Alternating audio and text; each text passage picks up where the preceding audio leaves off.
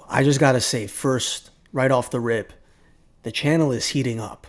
The channel is heating up. We just hit my largest video by far. We smacked that UFC 319 early preview video out the gate. Clearly, the hype is there for this incredible and huge, massive fight we're getting in a few weeks. Hamza Chimaev versus Dricus du Plessis. Appreciate anyone who's subscribing it up and liking. I sound so cringe saying that, but like, whatever, man. So, anyways, we got an insane bunch of massive announcements that were made last night. It's always a blessed day when Dana White goes on Instagram Live, and the UFC is so back. It is so back because we got a loaded, absolutely loaded card for UFC 320 in Las Vegas. It was originally supposed to be a Noche event. Honestly, maybe it was for the best because they would have put probably a really bad Mexican card on. But instead we get, with like Yair Rodriguez and Volkanovski, but instead we get in T-Mobile Arena in Las Vegas, and the UFC always likes to go crazy in their where their headquarters is based. T-Mobile's like their second home, so Alex Pereira and Magomed Ankalaev. I mean, we're obviously not surprised at this rematch being called for, but to happen this quickly, they fought back in March, but Alex Pereira is the king of activity, and he's coming back to get back hopefully his title versus Big Ank after their first fight, which was really close, but Alex Pereira ultimately had a very underwhelming performance, didn't find enough on the feet, did not end up getting in his striking bag to finish this dude. And Ankalaev, and immediate impressions are kind of scary because I think really off the first impressions, Magomed Ankalaev should beat Alex Pereira more decisively in this rematch. That's the first impressions. But I'm sure as fight week would come around for this card, we'll see that like, oh no, maybe Alex Pereira, this and that. But that's ultimately just my first thoughts on how the fight will go. That Ankalaev will even more decisively beat Alex Pereira. But of course, this would be huge if Alex Pereira did get the belt back. An even more legendary story. Loses the belt of Magomed, and then wins it back in his already legendary career. And that could possibly set up a huge, massive super fight at heavyweight with whoever the champion is then, whether it's an Aspinall. Jones would be too excited for that if it was Pereira, but there's a lot going on. But the UFC is so back. We finally have stacked cards again at T-Mobile, because the UFC just loves to put on some good stuff at T-Mobile. So this is just an insane and stacked card. Co-main event, Cory Sandhagen versus Merab Dvalishvili. Merab is being mad active. It's really great to see. Like, he is fighting for the third time in this calendar year and the fourth time in like 12 months. Got the belt off Sean O'Malley back in September, beat Umar in his first title defense in January, then beat Sean O'Malley again in June, and now is fighting Cory Sandhagen in October. This is the perfect co-main event. Such a great fight to complement a Pereira versus Magomed headliner. And Merab's just continuing. I mean, you just got to go with Merab again. How could you pick against Merab right now, who is just achieving the ultimate status at bantamweight, racking up defenses like it's clockwork? And Cory Sandhagen finally gets his title shot, though. I'm very happy to see this. Like, why not? Merab has pretty much fought everyone else who's in the upper rankings right now. He just beat Sean O'Malley again for his undeserved title shot. He beat Peter Yan, and Peter Yan's going to be fighting Marcus McGee next. And then, of course, Umar needs to go back to the drawing board. Maybe they're going to do Umar versus Song Yadong. But Cory Sandhagen, after his impressive bounce-back win versus Davison Figueiredo, is getting his title shot finally. Has not had a title shot in his entire career. And he's always been a player at the top of the game. But he was literally one win away from being in this position when he lost to Umar. So now you're in a position where you have a dominant champion, racking up the wins, going for basically the bantamweight GOAT.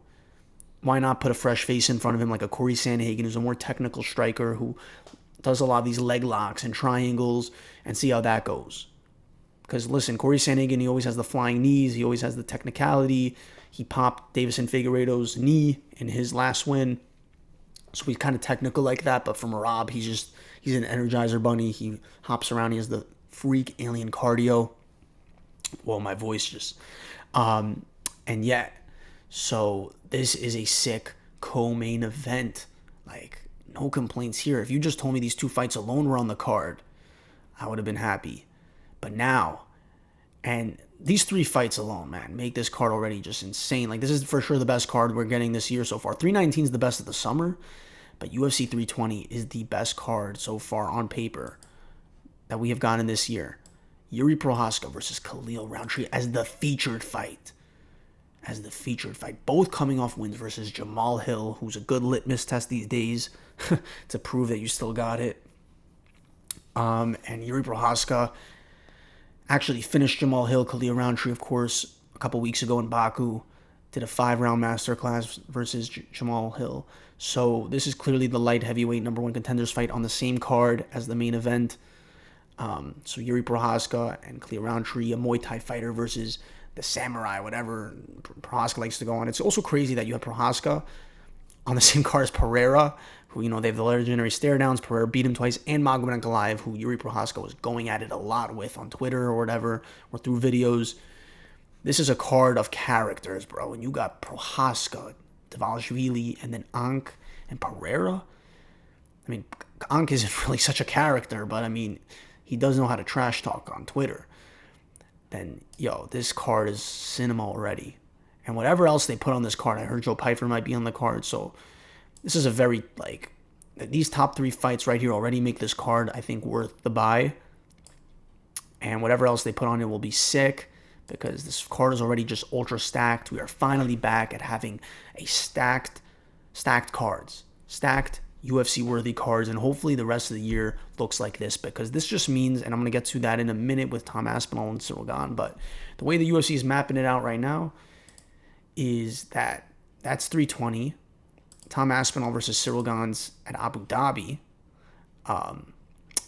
and then you got in Madison Square Garden in November is for sure going to be Islam versus Jack Della Maddalena. That's for sure going to be the next thing. And finally we have this news. Tom Aspinall is finally fighting, and it's versus Ciryl Gane. Ciryl Gane, listen, not impressive at all. He basically faked his way a win through Volkov. Volkov should have won that fight, but at the end of the day, like, we all knew this was going to happen. And I'm just happy Tom finally gets to move on and make his first title defense as undisputed heavyweight champion, gets a fight in. Maybe in the year from now we see him fight John Jones at the White House, whatever circus that, if that circus gets resolved. But Tom Aspinall's moving on, and Ciryl Gane's probably the next best thing up for Tom Aspinall. Ciryl Gane, this is his third title fight. He is still, like, considered one of the top heavyweights in the rankings, considering he only lost to John Jones and who else? I mean, not really remembering the guys he's fought right now. I mean, he's beat Tai Tuivasa. He lost to Francis Ngannou, but I think he beat, and yeah, so Tom Aspinall, we haven't seen him in so long. It's just so crazy how long it's been since we've seen him fight. He's always been ready. He's been active. He's been ready, and he's just was seeking one of the best heavyweight fights ever, and instead he'll have to, I mean, how bad would it be if he did lose, though? And then all of that was for nothing. But Tom Aspinall has the quickest finish rate in the UFC, quickest fight time, finishing everyone in the first round, has done it to them all except Ciryl Gane. After Ciryl Gane, there's really not that many other guys that could. Maybe Volkov versus Jalton Almeida, the winner of that will get their second fight versus Aspinall. Derek Lewis is one win away. But that's the landscape of the heavyweight division. We haven't had a premier heavyweight fight at all. And Tom Aspinall's he's got to carry this division right now. So that's the story with this, right? Ciryl Gane versus Tom Aspinall at the top of this Abu Dhabi card. I think Almeida and Volkov is also on this card, and Alexander Rakic versus Mirzakhanov. So they're gonna hopefully some crazy. They always go crazy with Abu Dhabi. Like, Abu Dhabi is gonna be super, super stacked.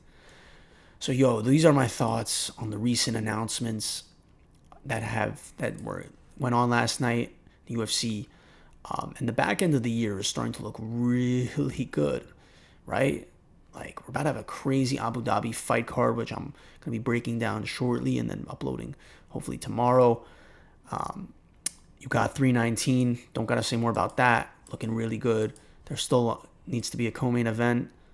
And then Shanghai's aight. Paris, sick main event. Noche, sick main event. Oh, they just added this. And then you go into UFC 320, which is like a triple header with these 3 fights. Sick. Just absolutely sick. Oh, and I forgot to even pick like who I'm going with, but I think my early predictions are Prochazka. I think the only man he's lost to in the UFC has been Alex Pereira both times. So, incredible, massive fights announced for the UFC. 320 is just super stacked. Dana definitely cooked. And yeah, I'm super excited now for the back end of this year. UFC starting to heat up, really, for sure. Until next time.